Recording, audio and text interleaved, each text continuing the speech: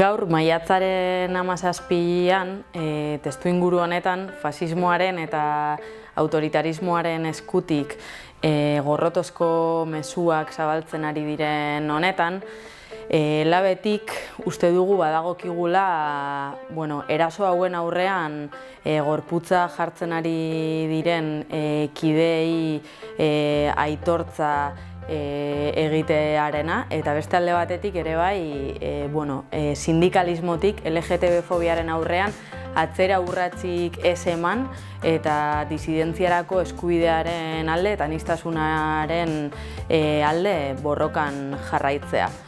Horregatik, gaur Klaudia Ugarte izan dugu gurekin, Lumagorri eta Ikusguneko kidea, testuinguruko gakoen inguruan eta baita sindikalismoak dituen erronken inguruan aritzeko.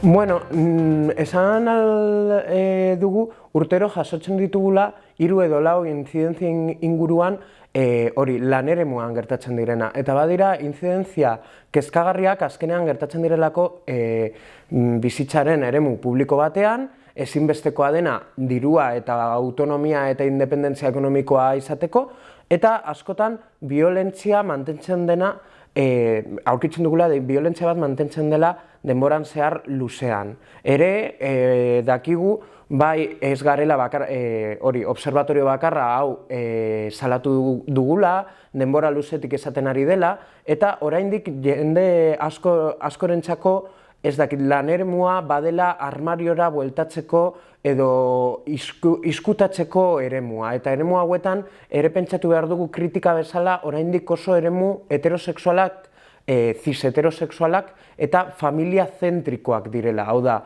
dena dagoela, hemen pizka klasikoetara joango gara, familia dela kapitalismoaren reprodukzioaren eremu minimoa eta ikusten dugu nola hau mantentzen den guztiz.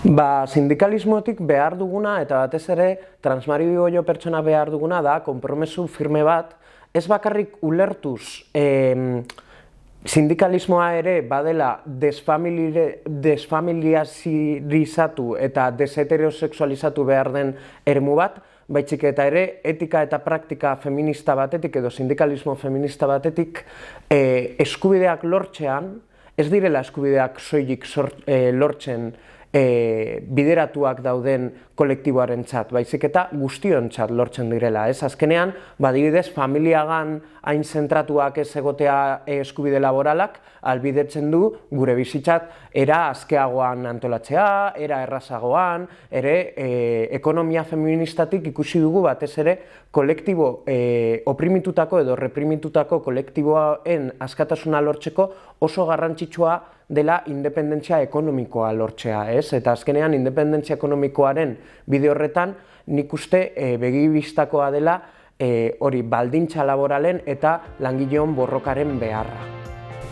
Ez dugu LGTB kolektiboko pertsonen eskubideetan atzera urratsik onartuko, disidentziarako eskubidea defendatzen jarraituko dugu lan eremuan baita ere, askatasun osoz adierazteko eskubidea izateaz gain, kapitalismoak esleitzen dizkigun roletatik askatzeko estrategia bezala ere ulertzen dugulako.